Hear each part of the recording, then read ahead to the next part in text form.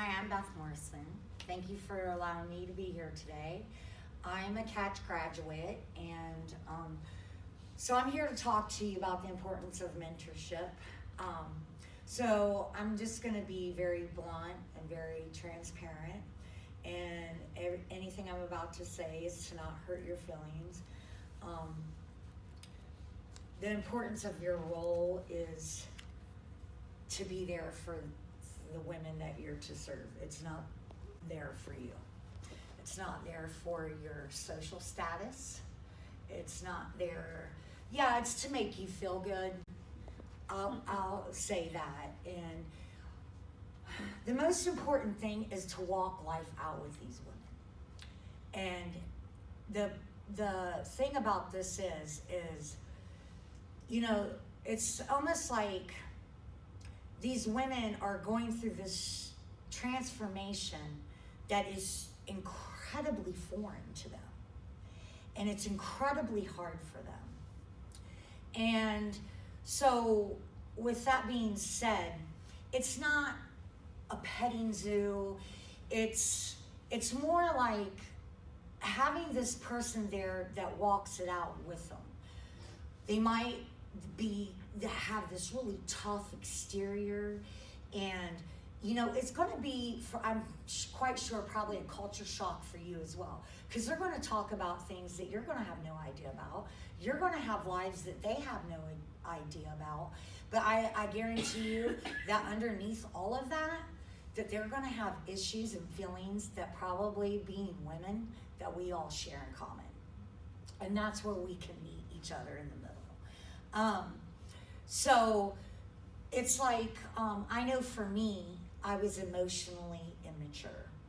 And so it wasn't about me being needy. And that was said to me when I had a courageous conversation with my mentor, when I realized, I was like, I don't like how this is going. I don't like how this is feeling.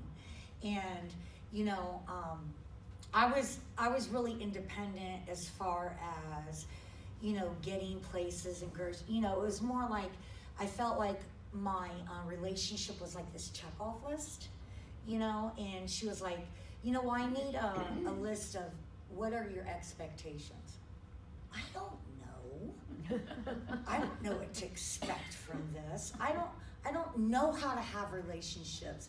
My relationships have been with drug dealers, pimps, criminals, other prostitutes. Like, I don't know what a healthy relationship is. I need you to teach me that. And so I didn't give her a list of expectations. I didn't know.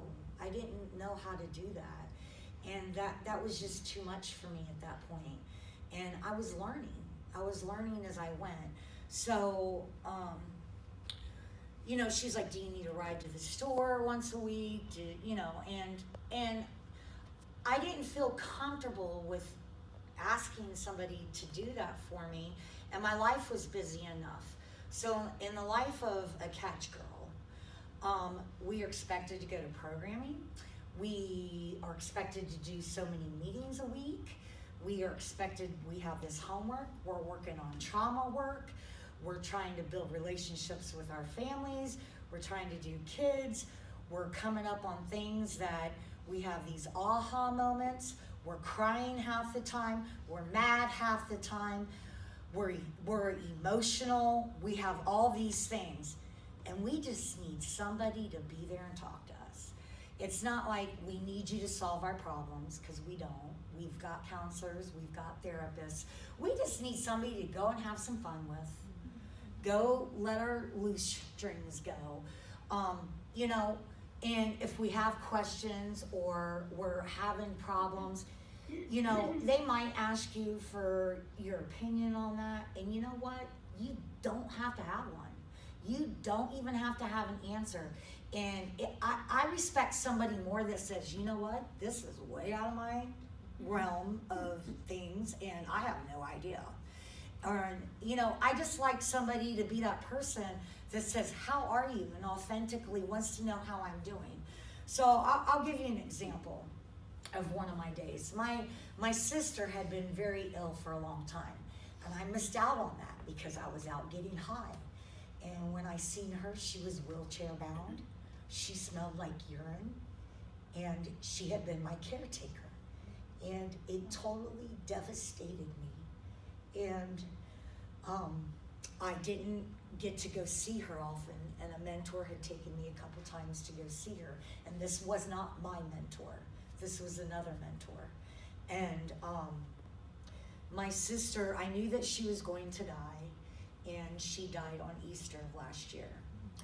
And for me, it was the first time that I really was able to feel it because I wasn't high. And I had been through enough counseling and therapy that I could process this. And for me, it was intriguing because I had never dealt with death in that way. I had never grieved in that way. I didn't leave my house for a couple of days. I stayed on my couch. My counselor came to me. I was loved and swarmed by many, many women. I reached out to Susan because my nieces were trying to take care of all this food. So I have this wonderful group of support that I knew I had that could show up and help with food. And I knew that. But I also knew my mentor enough to know that she was too busy. She didn't know how to say no.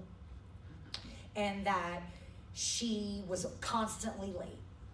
So I didn't want to deal with that, and I didn't want to ask her for help. So I went to Susan knowing that she could pull some strings through other mentors and freedom and things like that. And long story short, my mentor wanted to cook some food, and last minute, she's trying to arrange food that morning of the funeral. That was the last thing I needed. I didn't want to meet anybody anywhere. I wanted it taken care of. I was dealing with something that I had never dealt with before in a new whole way. And one of my best friends from childhood had showed up. She said, "Don't worry about it. I'll bring that dish. I've got time to cook it." She took me there, and so when I get to the funeral, you know, I see my sister laying there. I had started running half marathons, and there was the last half marathon that I ran. I wanted to lay the medal in her casket with her because I ran that race for her because she was wheelchair bound. And it took me a long time to walk up to her casket. And, you know, I hugged her, and I had never touched someone or anything. And I'm talking to her, and I'm promising her, and I'll watch after her girls, and then I'm cussing at her for dying. And I did all these things I had never done and grieved in a way I'd never grieved in my life. And some women showed up that I didn't expect, and yet my mentor wasn't there for me. And that hurt me. And I went over and I seen some flowers, and I was like, oh, she did think of me. And so now I feel guilty. Now I feel like I owe her something. And that goes back to old behavior for me. Oh, well, they did show me some grace. And I didn't know her anything. You know, and she did, and I understand that she has work and things like that, and maybe she couldn't be there, but it was just a bunch of stress that I couldn't handle at that moment, and those are little things that could potentially take a woman back out. It was my expectation. I wanted her there that day. I needed her there that day. That was a significant moment in my life. So I get home that evening, and I'm home alone, and she texts me. And I say, hey, she asked me how it went. My daughter, for the first time in 10 years, had talked to me. And so it ended up being a beautiful day, although my sister had passed away. And I'm like, you know, something happened. I'd love to share it with you. Do you want to go have taco salad and ice cream? And I don't hear from her. This is like 8:30 at night. I don't hear from her till like 11:30 midnight. And I'm pissed by that time. And she said, I'm sorry my phone died. And so I'll just say this. We know lies when we hear them. We know we're experts at reading body language. That's how we survived in the streets. We are liars. That's how we survived. We're working on how to be honest with ourselves. And my thought was, well, why would you text me and ask me how my day went after my sister's funeral to check on me with your phone about to die, and you don't plug your phone in to see what my answer was? So for me, it just sounded like bullshit. It sounded like something I would do in my addiction, and it really hurt me to my core. And what it did for me, and I couldn't figure it out for a long, long time because I just kept forgiving. And what I realized in the middle of all my therapy is that it was triggering little Beth.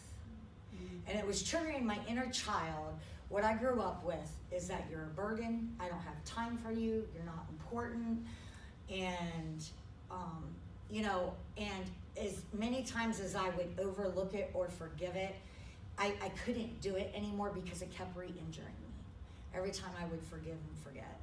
And even after I had this courageous conversation and said, this is what it's doing and this is how I'm feeling. So I'm saying all that to say this. It's very, very important, the type of relationship that you have with these women. It's not about buying them things. It's about being there at important, significant moments in their life when things are happening to them. Just important times when they're going through something, to say, how are you? How did your day go? If you couldn't have came that moment to have taco salad and ice cream, just say it.